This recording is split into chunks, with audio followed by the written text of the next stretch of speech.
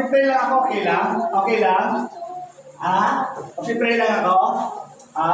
So, ipo-focus muna natin yung ating sarili muna. Huwag natin kakausapin yung tabi. Focus lang tayo. Igalang natin yung presence ni Lord. Igalang natin yung lugar dahil ito ay tahanan ng Diyos. Kung meron man tayo meron tayong pwedeng pag-usapan, siguro mamaya na lang.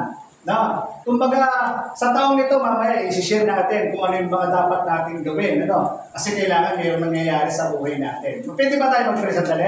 Pwede?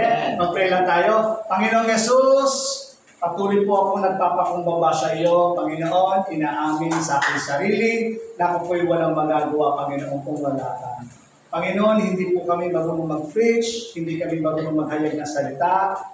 Tulungan niyo po kami, Panginoon, nalagasin ang aming mga dila, ang aming mga labi, upang may pahayag po namin ang iyong mga salita. Salita na nagbibigay buhay, salita na nagbibigay pag-asa, salita na nagbibigay ng direksyon, salita, Panginoon, na nagbibigay linaw sa aming kaisipan, Panginoon. Lord, langisin niyo na po ito, Panginoon. At hayaan mo, Panginoon, na buksan ang aming spiritual na puso, spiritual na kaisipan, spiritual na pata, Panginoon, upang lubos namin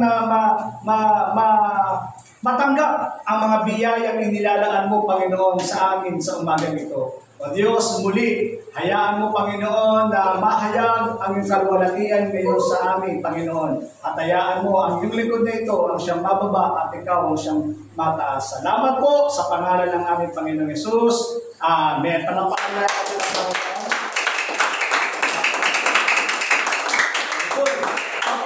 Ganito, no? Ang tawag nito, tulad ng aking sinabi, kung meron kang kakausapin, o meron tayong pwedeng pagbulungan, mamaya na yun. Sabihin mo nga sa tabi mo, mamaya na yun. Mamaya na yun. Yan, no? Mamaya na muna. Focus muna tayo.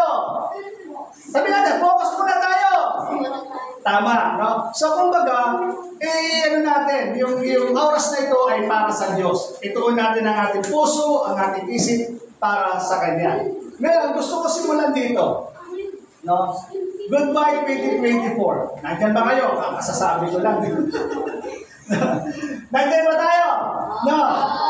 So, kumbaga, tapos tayo 2024. Now, goodbye 2024. Hello, 2025. January pa naman ngayon, So, 11 months na lang. Pasko na ulit. No? Kumbaga, nakapag-refresh na ba kayo noong 2024? At meron na ba kayong nabubuo sa inyong kaisipan kung anong gagawin ninyo 2025? Sabi ng isang awit ganito. Alam niyo ba yung awit na yan? Sino nakakaalam niyan?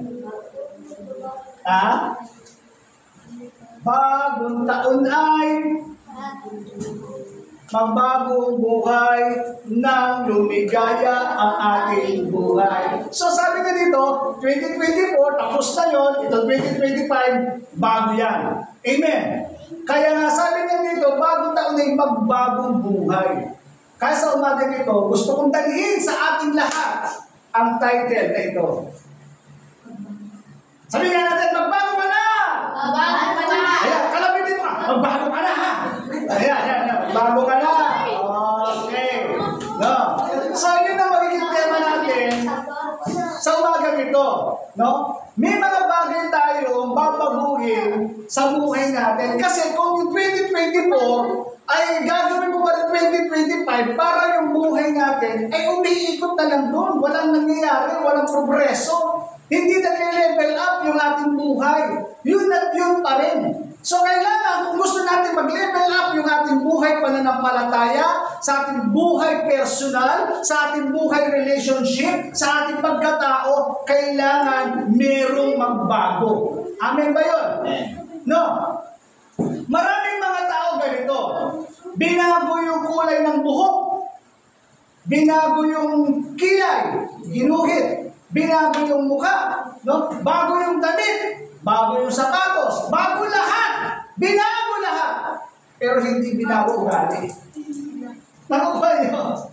So mahalaga na binabago natin yung mga bagay-bagay, dapat isasama natin yung ugali. So itong taon na ito, sa taon na ito, meron ka bang gustong baguhin sa buhay mo? Meron ka tayong gustong baguhin sa taon na ito? Itong taon na ito, mas lalo akong magiging mabuti. Itong taon na ito, tatanggalin ko na itong ugaling ito. Kasi itong ugaling ito, hindi ito maganda. Kailangan babaguhin ko na to. Aalisin ko na to. Itong ugaling ito, dati magagalitin ako. Ngayon, pipilitin kong wag nang magalit. Mainis na lang.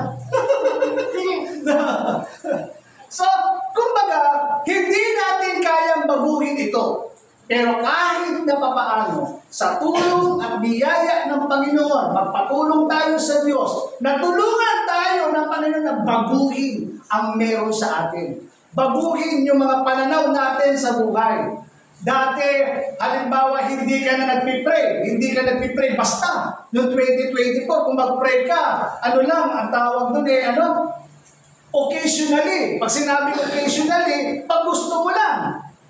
No? Pag nagpipray ka, pag gusto mo lang. Pag inudyok ka lang, pag gusto mo lang gawin. Pag pipray ka, ngayon kailangan babaguhin mo na. Kailangan nagpipray na ako. Pagkagising mo lang umaga, hallelujah, every gising is a blessing. Thank you, Lord. Kasi hindi pa ako. A simple word na pwede ka magpasalamat kay Lord. Naglalakad ka, nakakita ka ng piso. Wow, Lord, piso. Salamat, Lord, piso. No? Naglalakad ka, pati ka na masagasaan at nakaiwas ka, salamat Lord sa pag-iingat mo. Diba, nagiging prayerful ka. A simple word lang yun, pero malaking bagay na kung saan natuturuan natin ang ating sarili na nananalangin, nagpapasalamat sa Diyos.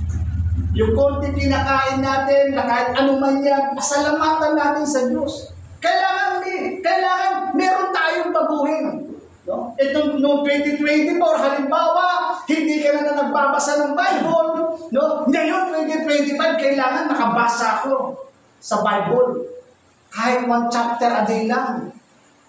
Babasahin ko yung Bible. No?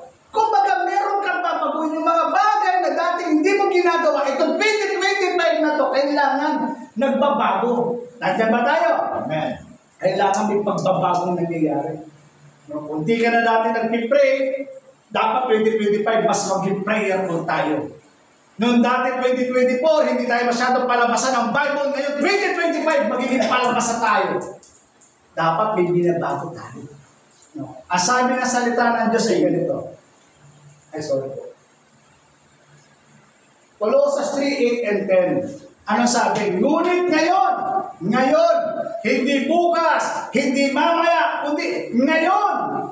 Ngunit ngayon, itakwil na ninyo ang lahat. Ng galit, ng buot, sama ng loob, iwasan ninyo ang panlalait at malaswang pananalita. So sabi din, itakwil ninyo lahat. No? So, pag palanais natin magbago, kailangan meron tayong tinatakbil. Tama ba yun? Meron tayong mga tinatakbil. Itong taon na ito, sabi ko nga, ang pagbabago, hindi yan nakukuha ng 24 hours a day. Yung bang natulog ka na, kinabukasan, nagbago ka. Hindi po ganun yung klase ng pagbabago. Ang pagbabago ay merong prosesong ginagawa. Amen ba yun? Hindi naman automatic, katulad ng napasyalan ko, binisita natin sa kanilang tahanan, sabi ko, iniyayahan ko po si ganito para umaten ng church. Ay, nako, yung anak ko yan, nung umaten sa inyo, sabi niya gano'n, hindi naman nagbabago ang buhay niya eh. Yan ang sinasabi. No? Sabi ko nga sa kanila, ang pagbabago po ay hindi naman automatic umaten ka ng church, nagbago ka na. Hindi po. Meron po yung proseso paano po babaguhin. Amen ba yun? Mamaya tuturo natin kung ano yung proseso ng pagbabago.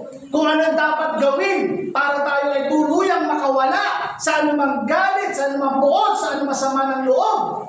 No? Sa mga ugaling hindi maganda. Sa mga bagay na gusto natin, bagay na basagin sa ating mga buhay. No? Kailangan, sabi nito, itakwil ninyo lahat. Pag sinabing itakwil, makukakin! Nakapuri! Di ba gano'n? Takwil yun eh. Dapat pinoforce natin. Tandaan natin, ang demonyo active. The more mo gustong magbago, the more ka dadalhin ng demonyo roon.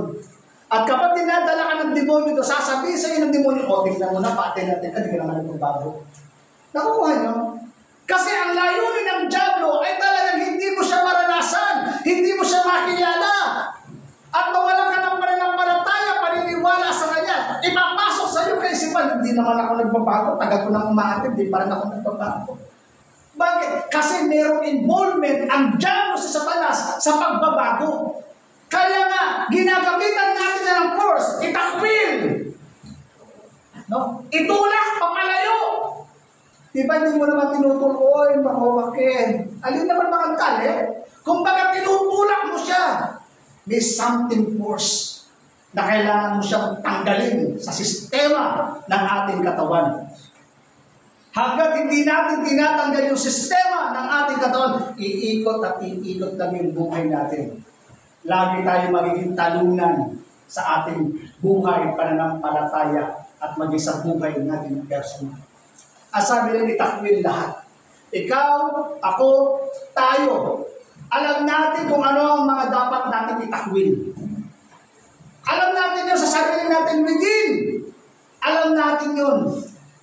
Kung ano dapat natin baguhin, dati ganito yung ginagawa ko ngayon, babaguhin ko yung sistema ko, babaguhin ko yung takbo ng buhay ko. Babaguhin yun. Kailangan, meron kang babaguhin sa iyong kaisipan dahil yan matagal na nakastack yan eh. Matagal mo na kasama, hindi ka mag-progress dahil nga nananatili tayo doon sa ganong klase ng attitude. Ganitong klase ng sistema ng buhay na kailangan makawala tayo doon. Amen ba yun? Sa 2025, kailangan meron tayong tinatakwil. Amen. Diyan, no? Galit, pukot, sama ng loob. Iwasan ninyo ang panlalait at malaswang pananalita. Kumbaga, tinuturuan tayo ng Panginoon to become a better person. Maging mabuting tao sa kapwa. Tinutulungan tayo ng Panginoon dito para maging mabuti tayo. Tuloy natin. Verse 9. Sabi dito, huwag kayong magsisinungaling sa isa't isa sapagkat hinubad na ninyo ang dati ninyong pagkatao, pati ang mga gawa nito. Sabi di ba nung naborn again na kayo, naborn again na tayo, hinubad na natin yun eh. Yung dati ugali na meron, bakit binabalik pa natin? Bakit sinusuot pa natin? Kaya sabi nyo, sapagkat hinubad na ninyo ang dati ninyong pagkatao, pati yung gawa nito eh. Wala na yun eh. Pero bakit bumabalik? No? Kailangan hinubad. Diba? Ang nangyayari, naliligo ka, after mong naligo, yung damit na sinusuot mo dati, sinuot mo pa rin. Kasi tingin mo malinis. Pero hindi mo pala alam, dahil sinuot mo na, siyempre, nagdikita na yung ano ng mga bakterya dyan, alikabok, etc. Sa damit na sinuot mo, yun pa rin yun. Kahit naligo ka na, nakikita pa rin yung, di ba dati mo na sinusuot yan? Kahapon suot mo lang yun eh, bakit suot mo rin ngayon? Diba? Kapansin-pansin yun. Kahit naligo ka na.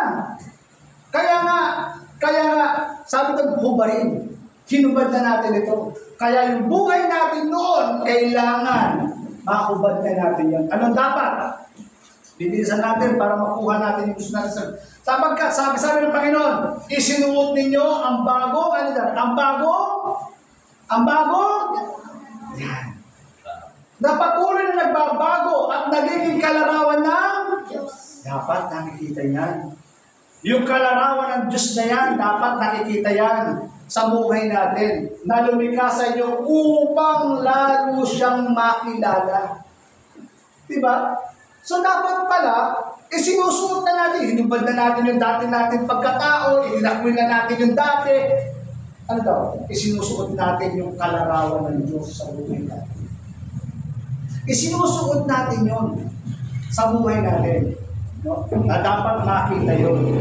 Kaya nga kung dati, hindi tayo nagiging prayerful, magiging prayerful na tayo. Na dati, tawag ito, hindi tayo palabasan ng Biblia, magiging palabasa tayo. I-force natin, ano ba tawag ng i-force? Pilitin natin na magawa. Sa una, tandaan nito, lalo na sa mga first-timer, no? Sa mga bata. Yung iba kasi alam naman ito. Pero kaya tayo sa matatagal na na-experience ito. Yung banda mo binabasa ang Bible, parang kang naiinip. Pag binabasa mo ang Bible, parang yung mga mata mo, may mga demonyong gumagana nga. Ewan ko lang kung na-experience niyo yun. Kaya kailangan, sabi ko na, pilitin mo. Pwede kang tumayo, maglakad-lakad, kung ano gagawin mo para magising ka, tapos balikan mo siya. Walang laman na may tataas, kundi ang Panginoong Yesus ang siyang maitataas sa mga bagay na aking kinukwento. Sinishare ko to hindi para nagyayabang ako o pinagyayabangan ko kayo sa mga kinukwento ko. Kung baka sinishare ko to, baka sakali may mapulot kayo doon sa aking mga kwento in my personal relationship kay Lord. Sabi ko nga ako, no, ang personal kong ginagawa, nagkakaroon ako na tinatawag na systematic ng pagbabasa. No? Nagkakaroon ako na tinatawag na systematic na pagbabasa na ginagawa ko every day. Halimbawa ako, nasa Book of Job ako, natapos ko na yung Book of Job. Yung Book of Job, pipilitin kong tatapusin yun, maglalagay ako ng date, kung kailan ko sinimulang basahin, kung kailan ko siya natapos. At least meron akong sistema sa kaisipan ko na kailangan itong Book of Job na to, mabasa ko siya araw-araw. Yun tinatawag na sistema. No? After ko mag-pray, after ko magbasa, nagpipray kahit konti lang. Kahit pa paano nag-pray. No? Hindi ko to kinukwento para iyabang sa inyong mga bagay. Hindi po. Sa Diyos po ang lahat ng papuri. Hindi. Kinukwento ko to, baka may mapulot kayo doon sa aking kinukwento na parte ng sistema ko sa buhay. No? Ginagawa ko sa sistema sa aking buhay, ginagawa ko na sa daily routine sa aking buhay. Ang ganito, at least sa isang taon, mabasa ko ang Biblia. Alam ko kung ano yung mga kwento-kwento. Nilalagay ko yun sa sistema. Sa totoo lang, sa panahon ito, napakahirap. Yung sitwasyon ko. Mahirap siya kasi sabi ko nga nun, halos di na ako makapagbasa, di na ako makapag-aral. So, sabi ko nga, ang salitang ganito, pag ayaw ay maraming dahilan pag ayaw. Tama? Pag gusto, maraming paraan. Di ba? Pag ayaw, ang daming dahilan. Pero pag gusto, maraming dahilan. O merong dahilan. No? So, gusto mong makita, kapag gusto mo, gagawa ka ng paraan para mabasa mo yun. Para magawa mo yung isang bagay na gusto gawin mo. Nakukuha mo. No? So, sabi ko nga, ginagawa ko ngayon, yung Bible ko, dinadala ko sa trabaho. Kasi sa gabi, struggle na ako sa gabi. Di na ako kagalaw ng mga gawa ng tatay ko. No? Kasi, malikot eh. Maya-maya, gising ng gising. Maya-maya, kung anong kinakalikot, nag-struggle yung ulo ko, tapos pagod ka pa, pata, galing trabaho. So, ginagawa ko nga, dinadala ko yung Bible ko sa trabaho. Kapag oras na ng recess ng mga bata, doon ako magbabasa. Pag oras na ng lunch, bibilisan ko yung lunch, doon ako magbabasa. Kahit pa paano, 1 chapter a day, 2 chapter a day, meron akong nababasa. Di ba? So, pag gusto mo ang isang bagay, maraming paraan. May paraan. Pero pag ayaw mo ang mga bagay, ang daming dahilan kasi bisa ko. Kasi dami kong ginagawa eh. Hindi ko na maluguran na yan, dami na. Kasi ayaw. Pero pag gusto, meron at meron. Maisisingit at maisisingit mo ang mga bagay. No? Nakuha niyo po. Kaya po, sabi niya, kailangan makita yung kalarawan ng Diyos. Ngayon, sa taong ito, sa pagbabago na gagawin natin, hindi natin kayang baguhin ang ating sarili. Nasubukan ko na po yan, na binago ko ang aking sarili in my own strength, in my own knowledge, in my own ability. Pinilit kong mabago. Natuto ako na kung saan pipigilin kong wag munang manigarilyo dahil meron akong girlfriend. Sabi ng girlfriend ko nung panahon ng aking kabataan, ayoko nang naninigarilyo, ayoko nang may bisyo. So dahil ang mahal ko yung girlfriend ko ng mga panahon, hindi ako maninigarilyo, hindi ako magbibisyo. Nagbabago naman. Pero kapag nag-aaway na kami, no, ilalabas ko yung aking sarili doon. Magbibisyo ako. So, kumbaga, hindi kayang baguhin. Ito pa, no? Pinilit kong gumawa ng tinatawag na New Year's resolution. No? Ayaw ko ng ganito, hindi na ako magsisinungaling.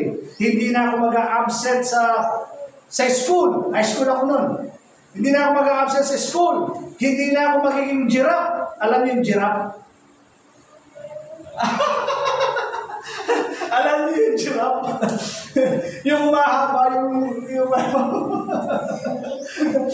umahaba yung leeg. Ano sagot? No? Sinusulat ko yun. Hindi na ako pala-absent, hindi na ako iinom, hindi na ako magbibisyo, no? Hindi na ako masisnumaling, hindi na ako mangongopya. Lahat yung ginawa, sinulat ko yun. No? Gumawa ko yun. So, una, okay, maganda pa. Pangalawa, pagdating ng sunod na buwan, na-violate yung isa. Susunod na buwan, na-violate yung isa. Susunod hanggang sa natapos ang taon, na-violate yung lahat, yun pa rin, hindi pa rin na-violate. Kaya sa taon ito, kung gusto natin, meron tayong baguhin sa buhay natin. Sa taon na to, isama natin ang Diyos. Amen. Kung meron tayong gustong simulan sa buhay natin, simulan natin ang buhay natin sa Diyos. Doon natin sisimulan. Kasi ang Diyos ay Diyos ng pasimula. Kaya gusto mong simulan ang lahat ng bagay. Maging maayos yung buhay mo, yung pananalita mo, yung ministry mo, ano pa ba, yung spiritual life mo, spiritual journey mo, no? Isama mo ang Diyos. Simulan natin sa Diyos. Ano ang pagkakaiba ng mayroong Diyos at walang Diyos na sinisimulan ang taon ng 2025? Ano ang pagkakaiba nun? No? Yan. Ang pagkakaiba ng taong walang Diyos, itong 2025, na kung saan kapag may mga problema sila hinaharap, ito ang kanilang tinatakbuhan. Nakikita nyo? No? Kapag may mga problema sila, punong-puno sila ng sentimento di patatas sa kanilang puso, doon nila kakausapin, ikaw lang nakakaintindi sa akin, walang nakakaunawa sa akin.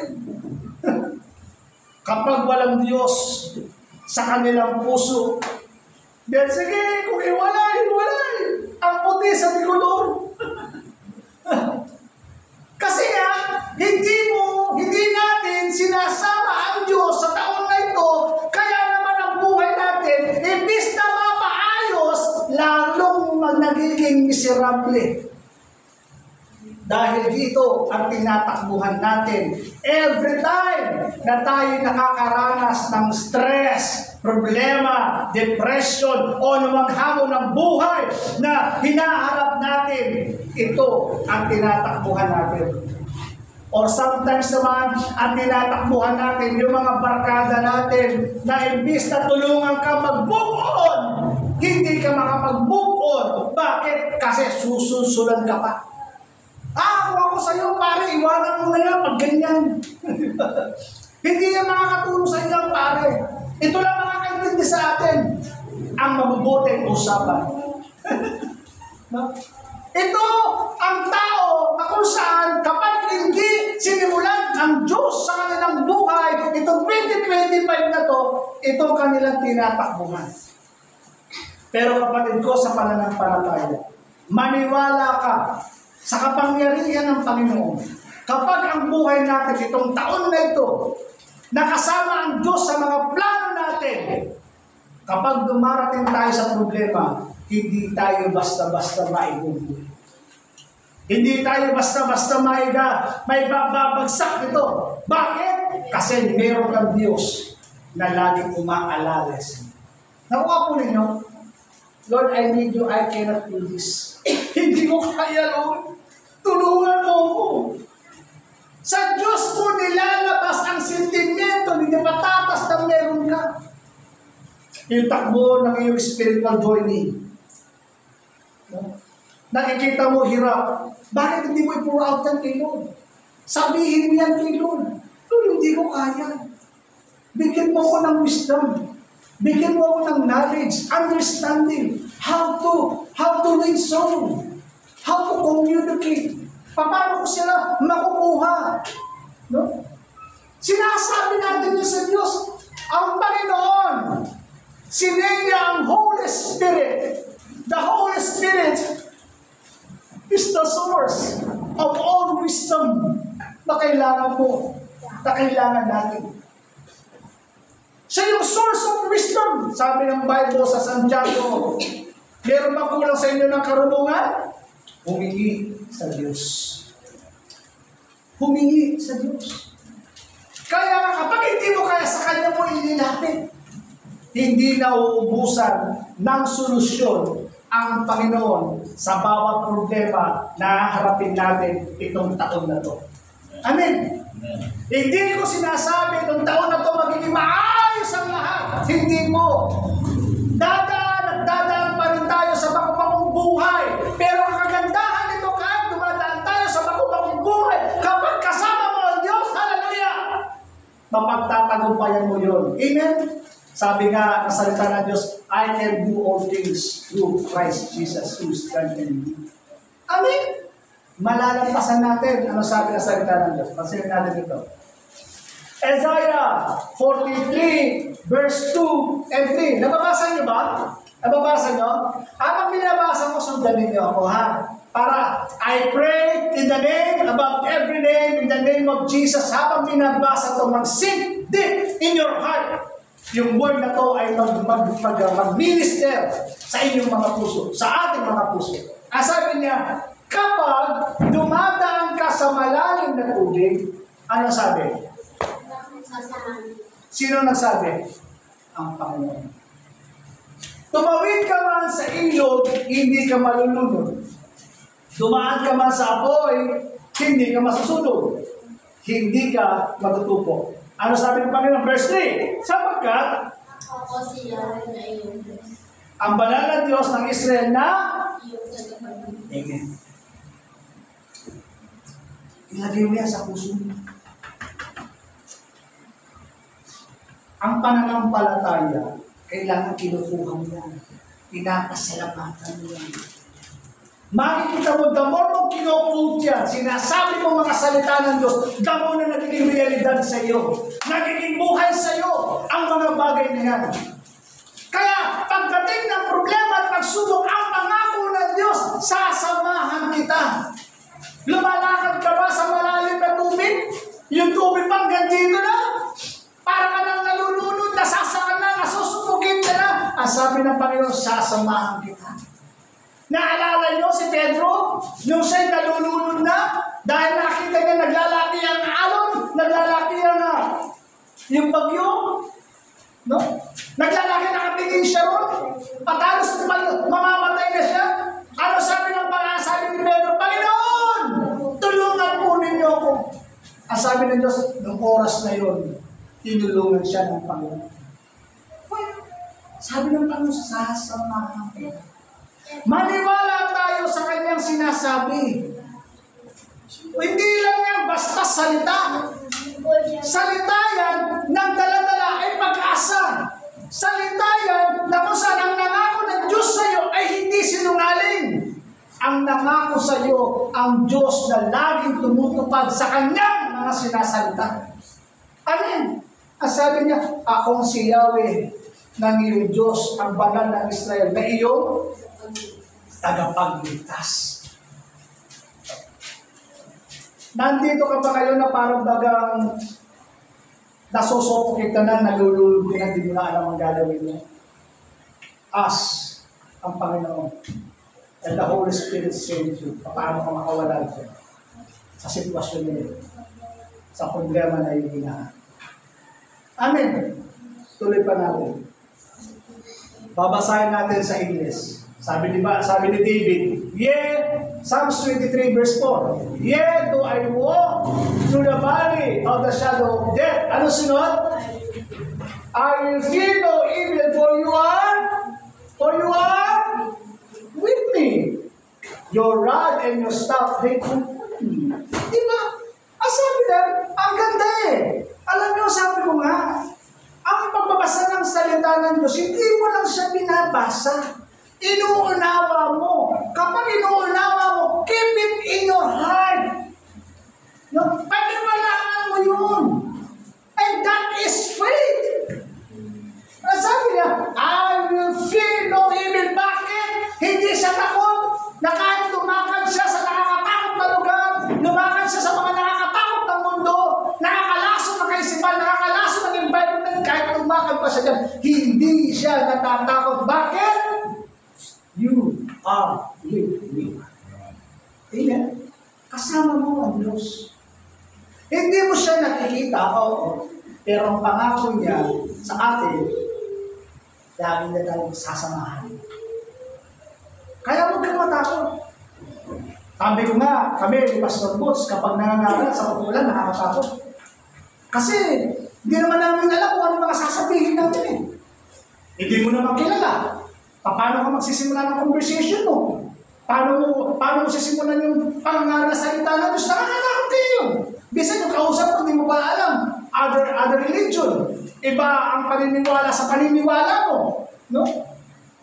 Bisan yung mga ganun. Hindi mo alam pa paano. Pero hindi ka takot na gawin yung mandato na nilalagay ng Diyos sa puso mo. Bakit? Kasi alam mo kasama mo Diyos. Nasasagot mo yung mga tanong nila. Kapag nagtatanong sila, bakit? Kasi alam mo kasama mo Diyos. Amen. May mga bagay na nangyayari sa kanilang buhay habang pinapangaral mo salita ng Diyos. Sabi niya, Pastor, habang nangangaral ka, alam mo, sabi niya, yung buhok ko, hindi ko pumaintindihan. Bakit ko nagtatayuan? Hindi niyo yung kilabot ko, Pastor. Ako ba may gawa nun? Dahil ba sa mga sinabi ko? Hindi. Siya yun. Pinatutuhanan lamang niya yung sinasabi mo ay totoo. Anak, yung sinasabi niya, totoo yun. Kaya pinaparamdam ko sa iyo, yung sinasabi niya, totoo. Kaya mo nararamdaman yan. Pastor, habang mo nag-pray po kayo, habang po kayo nag-share, tignan yung kilabot ko, Pastor. No? Ako ba yun? Kami ba yun? Hindi po. Ang Diyos. Bakit? Alam namin sa bawat paghayo namin, sa paglilingkod sa Panginoon, alam namin, kasama namin ang Diyos. Amen. No? Kaya sa buhay na to, kahit na pakupakupan pinagdadaanan natin, huwag kang matakot.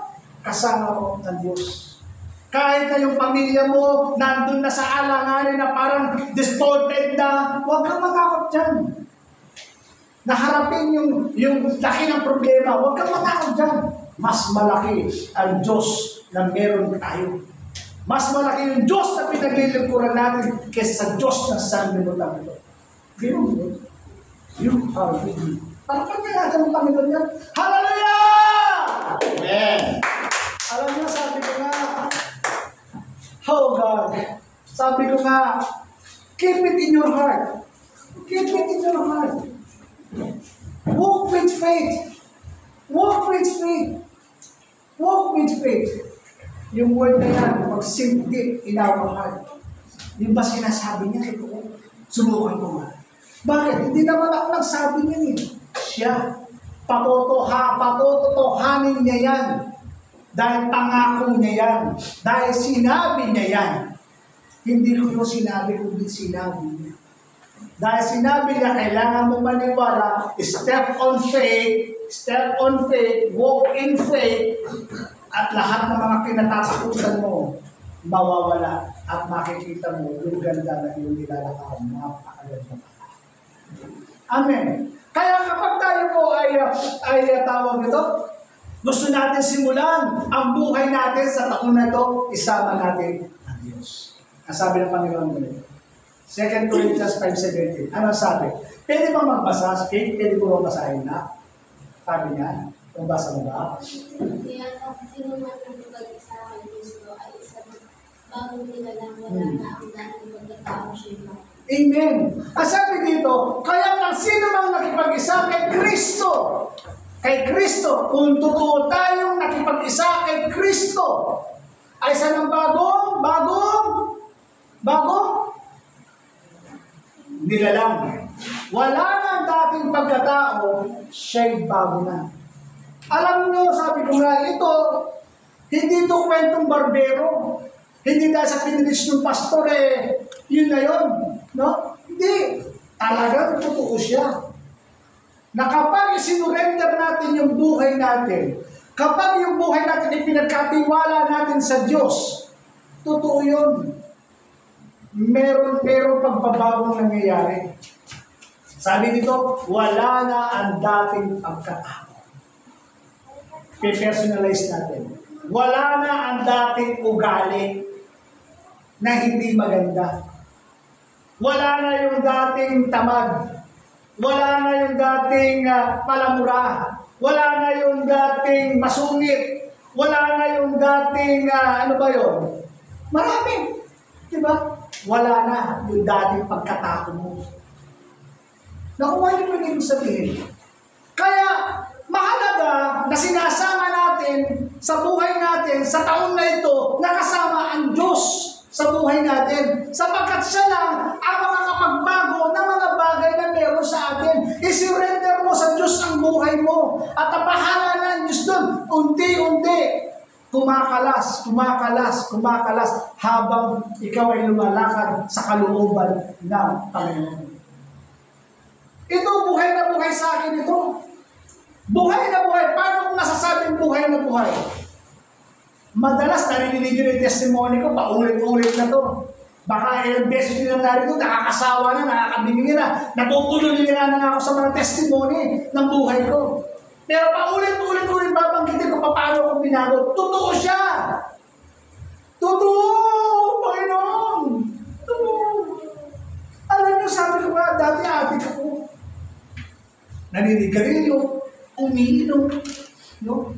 Sabi ko nga po sa inyo, talagang pinaparusahan ako ng tatay ko dahil sa bisyong meron ako. Pinipilit ako magbago, hindi ako mabago-bago. Umaten ako ng Iglesia ni Cristo, umaten ako sa Saksi ni Jehovah, umaten ako sa Born Again, yung Presbyterian Church, umaten ako dyan. Pero wala na bago. Yun pa rin yung ugali ko. Nagdidisyo pa rin ako, umiinom pa rin ako, naninigarilyo pa rin ako, nagdadrags pa rin ako, sinungaling pa rin ako. Umaten na ako dyan. Nagbihis ako ng ganito, may dala akong, tawag ko, parang ko ganyan, kakatok kami sa bahay, magandang natin po, pwede po bang magbigay ng konting ganito, sama ako sa kanila, maaten ako na sa may pandang ng Jehovah. Yung iglesia, nung high school ako, nandun. Pero wala pala doon yung pagbabago na hinahanap. Kanino daw? Kapag totoo sa puso natin na pinaghari natin ng Diyos sa ating buhay at ipinagkatiwala natin sa Kanyang buhay, totoo to. Wala nang dating pagkatao. Paano ko muna patunayan na totoo? Nung tinanggap ko ang Panginoon sa aking buhay, totoo sa puso, umiyak pa ako, umiyak ako. Nagsususuka ako, nagduduwal ako, iyak ako nag-iyak, parang, sorry mo, Lord. Ganun eh. Pagit ko.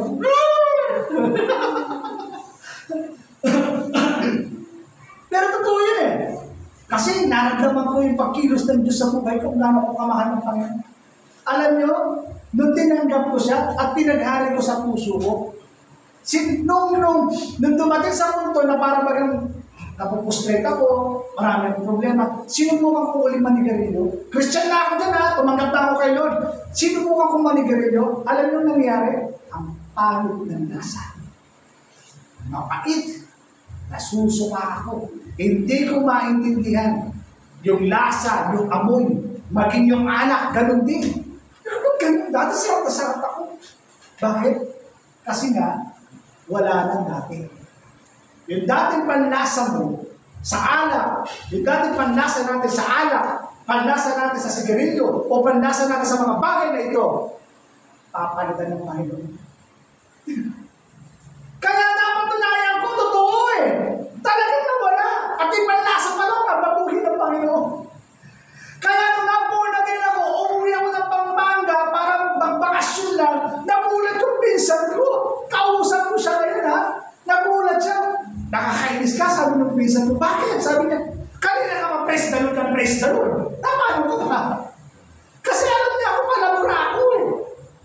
Kasi yung galing natin bilang kapampangan, minsan sisimulan mo sa mura, sa kalagitnaan, mura, matatapos, sa mura, puto, ochita, puto, bumbong, anak na tamalis. Di ba? Nung umuwi ako, galing Maynila, nabunapin ko, tinanggap ko Panginoon. Pag uwi ko, pati mananalita ako, nagbago. Gawa ko mo. Kaya sino may gawa? Amen. Kapatid ko, in faith, i-challenge ko po kayo. China-challenge ko po kayo. Isandin ko ninyo ang inyong buhay sa Kanya. Maniwala kayo. Babaguhin ng Panginoon yung buhay ng Diyos. Yung direksyon ng ating kaisipan, babaguhin ng Panginoon. Dati ang buhay ko kay sira-sira, whatever yung BBB. Pero nung tinanggap natin ng Panginoon, yung direksyon ng buhay ko, nagbago. Iba na rin pananaw ko. Dati gusto ko magpayaman. Gusto ko yumaman. Gusto ko trabaho, pera, mga ambisyon. Dati yun. Pero ngayon, iba. Dati yung agenda ko is agenda for myself, for my future. But ngayon, yung agenda ko is God's agenda. Paano ko madadala ang mga tao in the kingdom? Yung kaisipan niya. Hindi natin kayang baguhin yan, kapatid ko. Kaya sa taong ito, ng 2025, pwede ba simulan natin ang isama ang Diyos sa mga plano natin? Amen ba yun? Pwede ba yun?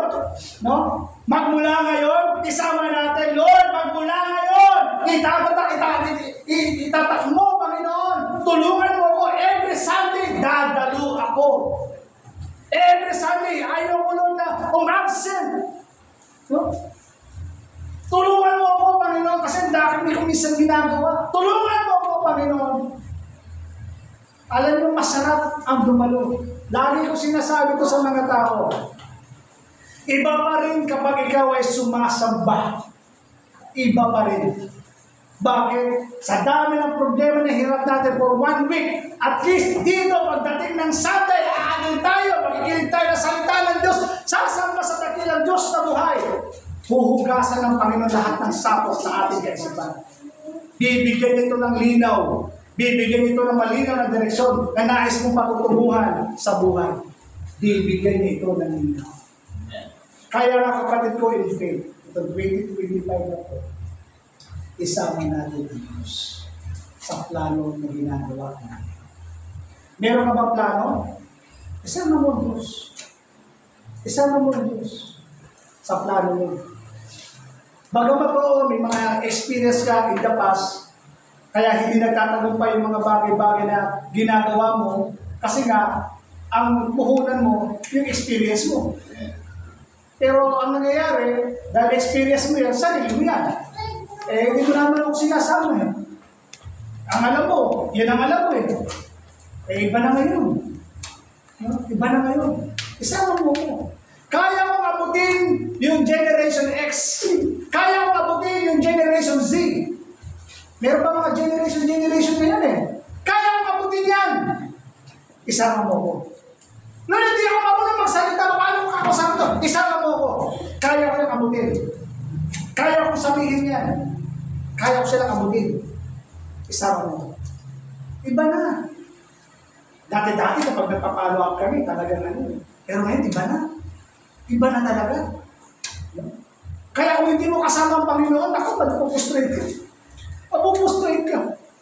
Kaya kailangan sa taon na ito, isama natin ang Diyos sa mga plano na ginagawa natin itong taon ng 2025. Matatapos na po ako. No? No?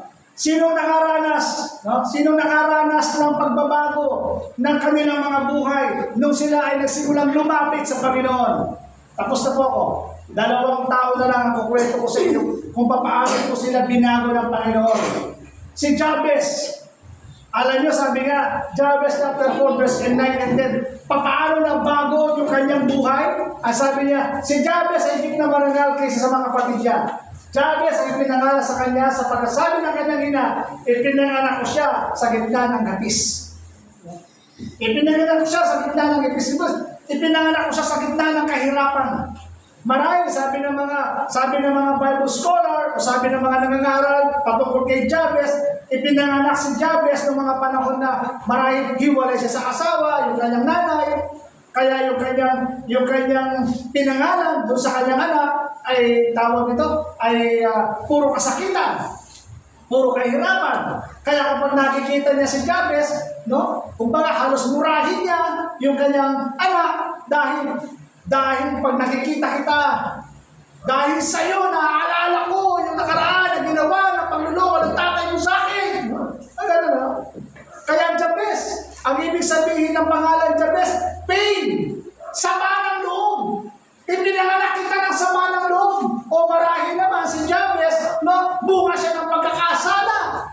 Kaya kapag nakikita niya si Jabez, hallelujah, no, nakikita niya yung ginawa sa kanya ng karumihan, ng tao na nasa kanya. Kaya kasusuka siya. Kahit anong gawing kabutihan ni Jabez sa kanyang magulang, no? Pinagtatago niya. Akala natin misa sa pelikula lang nangyayari, pero mayroon totoong nangyayari niya. Itinatakbo yung kanilang anak. Laging binabanggit, kapag nakikita kita, naaalala mo na ang ginawa ng tatay mo, ng nanay mo kapag nakikita kita. Nasusuka ako. Pabuti pang pinisil ko ng ilong mo at nang hindi ka na mabuhay. Mga ganong klaseng salita na napakasakit. Kaya si Jabez, lumaki siyang tawag ito, puno-puno ng hirap. Puno-puno ng kasakitan sa buhay. Pero, nung lumapit siya sa Diyos, dumulong siya sa Diyos, sa kanyang sitwasyon, sa kanyang kalagayan, anong nangyari? Verse 10, ngunit nanalangin si Jabez kanino? Sa Diyos ng Israel. Sinabi, pagpalain po ninyo ako, palawakin niyo ang aking lupain, samahan po ninyo ako tingatan sa anumang kasawiyang makakasakit sa akin. Ito yung prayer niya. Ang tanong, sinagot ba ng Diyos yung kanyang panalangin? Sinagot ba? Ano sabi? Ipinagkaloob ng Diyos ang kanyang kahilingan. Nagbago ba yung kanyang direksyon ng buhay? Amen! Nagbago ba yung kanyang pananaw? Amen! Bakit? Kasi nga, lumapit siya sa Diyos, dinulog yung kanyang kalalagayan. Yung kanyang sitwasyon. Na i-bless ng Panginoon ang kanyang buhay. I-bless mo, Lord! Hindi masama yung Lord bless me, hindi masama. Katulad nito. Kung meron ka nahihirapan, bless mo naman ako, samahan mo naman ako. Samahan niyo naman mo ako, Lord. Lagi na lang hirap ito, tulungan niyo naman ako. Kaya, kung yung sitwasyon natin ay hindi maganda, babaguhin niyo ng Panginoon. No? Tapos na po, last. Si Zacchaeus. Si Zacchaeus, kilala natin yan eh. Si Zacchaeus, tax collector, mayaman. No? Mayaman. Pero sabi ko nga, si Zacchaeus, sa kabila ng kanyang yaman, meron pa rin kulang sa kanyang buhay. Hindi pera ang magpapasaya sa atin. Hindi material na bagay ang nagbibigay saya sa atin. Hindi po. Kahit meron ka ng lahat ng bagay, ganyan, temporary lang yan. Akala mo yung boyfriend mo, girlfriend natin, ang nagpapasaya sa atin, temporary lang po yan. Kapag nawala na yan, susugatin ulit yung puso natin, maghahanap pa rin tayo ng iba.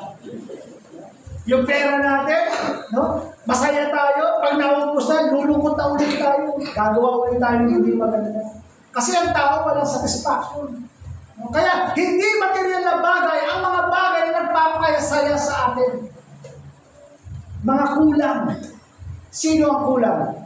Ang Panginoon. Sabi niya dito, pagtapat ni Jesus sa lugar na yun, tumingala siya kay Sakeo at sinabi, Sakeo, bumaba ka agad sapagkat kailangan kong ngayon tumuloy sa bahay mo. May missing link sa buhay ni Sakeo. Si Sakeo, meron siyang pagnanasang makilala ang Panginoon. Kaya sa kanyang pagnanasa, umakyat siya doon sa puno, at doon sa puno na yon, hallelujah, nakita ng Diyos, hallelujah, yung kanyang pagnanasa na gusto niyang makita, gusto niyang maranasan, gusto niyang makilala ang Panginoon. Kapag nakita ng Panginoon ang klaseng design na ito, Lord, gusto kitang makilala. Lord, gusto kitang makilala, maranasan kung sino ka.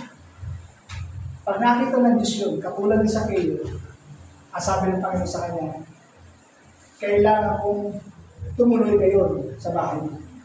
Tinatanong ng Panginoon sa ating lahat, wala na si Sakeo.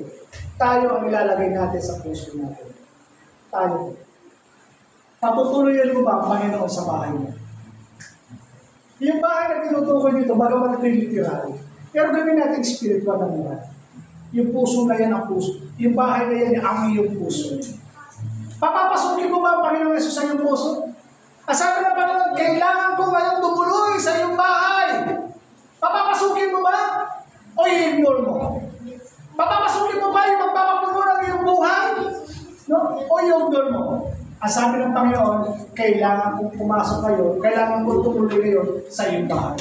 The question is, papapasukin mo ba? Katulad ni sa Sakeo, hindi siya nagdalawang isip na papasukin ang Panginoon sa kanyang buhay. Sabi ng verse 7 o 6, nagmadaling bumaba si Sakeo at ano daw? Tuwang-tuwang tinanggap si Jesus sa kanyang bahay. Tinanggap niya ang Panginoon. Yung hindi niya nararanasan na totoong saya, na totoong galak, first time niyang naranasan yun sa kanyang buhay. Tulad ng kinanta natin kanina, sabi ni Ate Ruth, habang kinakanta niya ito, sabi niya, kahit may problema at wala kang pera, di ba laging masaya? Ganyan nga ang buhay na kay Jesus, laging may galak sa tuwingan. Bakit? Kasi alam mo, siya yung nagpapasaya sa iyo. Kahit may problema, nilitiin mo lang yan. Kahit wala, pero okay lang. No? Bakit? Kasi alam mo, meron kang Panginoon sa iyo. Kasi niya tuwang-tuwa. The joy, the unspeakable joy. Kaya hindi yung pera ang nagpapasaya sa atin. Hindi yung love life ang nagpapasaya sa atin. Hindi yung material na bagay ang nagpapasaya sa atin. Ang tunay na nagpapasaya sa atin, wala iba kundi ang Panginoon Yesus sa buhay natin. Kaya nung tinanggap niya ang Panginoon, tingnan ito. Tapos na po ako. Tingnan ito. Nung tinanggap niya, pinapasok niya, ano sabi ng Panginoon sa kanya? At sinabi sa kanya ni Jesus, ang kaligtasan dumating ngayon sa sambayanan ito. Hallelujah! Ang kaligtasan ay dumating ngayon sa sambayanan ito. Bakit? Kasi pinapasok ng Panginoon sa iyong puso, sa iyong tahanan. Kaya ang kaligtasan ay dumating. Nilagyan ko yan ng red para maintindihan natin. Ano ko yung salitang kaligtasan? Pag sinabing kaligtasan, kapatid ko, lahat tayo bilang mga tao, meron tayong tinatawag na death row. Alam niyo yung death row? Yung death row, kumbaga ng mga panahon ni Marcos, uso pa yung tinatawag na death penalty. Kapag ikaw ay nagkasala sa ganitong klaseng kasalanan, papasok ka sa tinatawag na death penalty. Ngayon, doon sa death penalty, ang daming nakalinya, no? Nasunod-sunod kung sino yung mga matay sa mga araw na yun. Ang tawag ng death row. Nakasunod na sa kanyang kamatayan. Death row ang tawag doon. Kaya nga kumbaga, lagi tayong nasa death row. Dahil sa kasalanan ating ginawa. Ngayon, dahil nga tinanggap natin ang Panginoon sa buhay natin, na-abswerte tayo doon sa kasalanan, doon sa death penalty. Kaya nagkaroon tayo ng kaligtasan. Amen? Hindi lamang ito kaligtasan spiritual, kaligtasan din dito rin sa mundo ito. Bakit? Kasi nga, alam ng Panginoon na mapapahamak ka, ililigtas ka ng Panginoon doon sa mga taong nais lamang scammer ka. Nais lamang ikaw ay saktan. Nais lamang ikaw ay mapariwara. Nais lamang ikaw ay masira ang direksyon mo. Ililigtas ka. Amen. Kaya sabi nito, dumating ngayon ang kaligtasan sa sandali na ito. Nakikita niyo yung ibig sabihin? Amen. Kaya, bagong taon na ay magbagong buhay at nangluligaya ang ating buhay. Amen. Gusto ba natin maging masaya this year? Gusto ba natin? Amen. Isama natin ang Panginoon sa ating buhay sa mga pinagkaman. Tayo tumayo sa Diyos.